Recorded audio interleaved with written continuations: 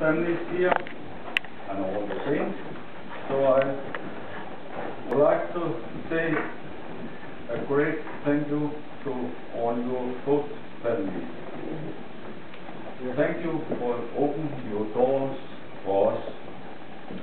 It is lovely to feel your great hospitality.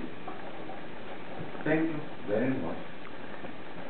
I'm sure that if you ever come to Denmark, you just have to call to one of us, then we will help you.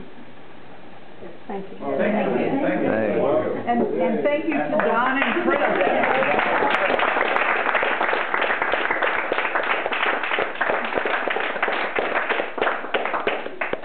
I'd like to say something. I started being a host in 1978, a year after I began dancing with the Old Dominion Dancers.